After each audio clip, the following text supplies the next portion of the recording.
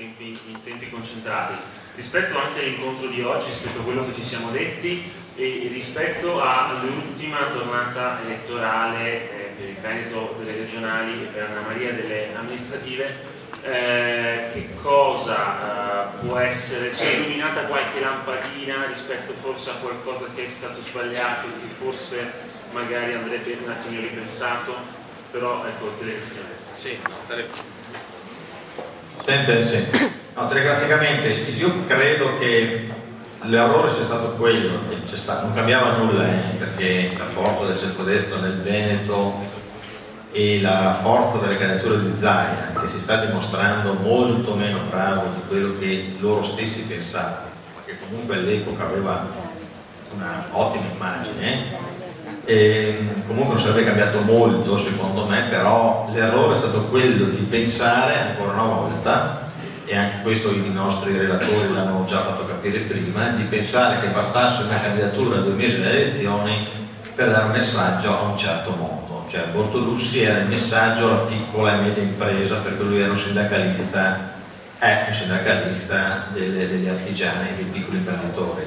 È sbagliato pensarlo, bisogna prima essere credibili su questo, e quindi occorreva una politica che non può improvvisare in 3 mesi, ma deve avere una sua coerenza di anni, una politica che si rivolgesse con dei messaggi seri e veri e coerenti a quel mondo, e dopo Bortolussi poteva essere il candidato credibile. Averlo buttato lì, così come è stato buttato lì Calearo, per esempio, nell'altro caso, non ti porta al di là dopo delle scelte successive, ma ecco, sono scelte di immagine, sono scelte superficiali che non ti portano a nulla e che la gente capisce, perché la gente capisce molto di più di quello che noi ci aspettiamo. La gente capisce se una cosa è seria, è credibile, nasce da una storia, o se la questione è solo di immagine. Su questo Veltroni è stato un po' ingenuo, la Mattia, bella ragazza giovane per far vedere, cioè queste cose non funzionano. Queste cose possono valere qualcosa se conseguono una storia, un lavoro, se no non valgono niente. Quindi se io tornassi indietro, non direi che Bortolussi è sbagliato come candidatura, direi che è sbagliato il percorso per cui si arriva a Bortolussi in modo affrettato e in modo anche un po' grossolano. Questo è stato. Volevo però dire a Pippo, anche per arrivare un po', che non sono assolutamente convinto che un'alleanza Partito Democratico di Pietro, Vendola, Ferrero, parte le primarie,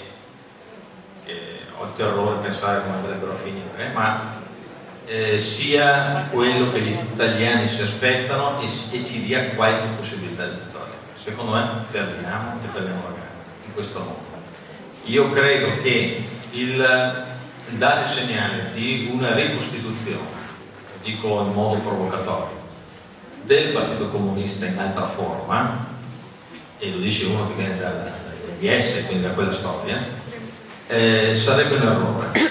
e non giustificherebbe, non farebbe capire il perché abbiamo fatto il percorso dell'Olimpio. Io penso questo. Dopodiché da lì a trovare una soluzione alternativa credibile ce ne passa. Però sono sicuro, sono convinto che questa non è la strada giusta, che noi perderemo le elezioni se andiamo avanti così, le perderemo con Berlusconi, contro Berlusconi se andiamo avanti così, e quindi non è questa la strada. La strada è certo che è un po' meno coraggiosa da questo punto di vista, ma più realista. La strada è quella della riforma elettorale, è quella di un governo di transizione, vuoi chiamarlo tecnico, chiamalo tecnico, vuoi chiamarlo di solidarietà costituzionale, chiamatelo quello che vuole, che faccia la riforma elettorale, perché se no noi ci spacchiamo a metà, finisce la prospettiva del Partito Democratico, per la quale almeno io ho lavorato, ci ho creduto, ci credo tuttora, credo che il futuro d'Italia sia questo, e quindi io farò di tutto nel mio piccolo, tanto un conto cavolo, ma insomma quello che posso contare, perché questo percorso, questa storia, questa come dire illuminata ipotesi che ha avuto Prodi, ma non solo lui,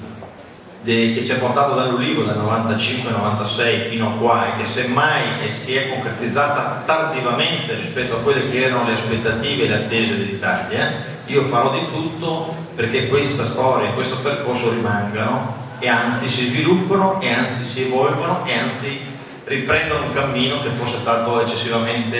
interrotto, eccessivamente irto di ostacoli. E se per fare questo noi dobbiamo percorrere delle strade che ancora oggi non abbiamo chiare, compreso appunto il governo della transizione, io credo che questo sia un passaggio assolutamente necessario.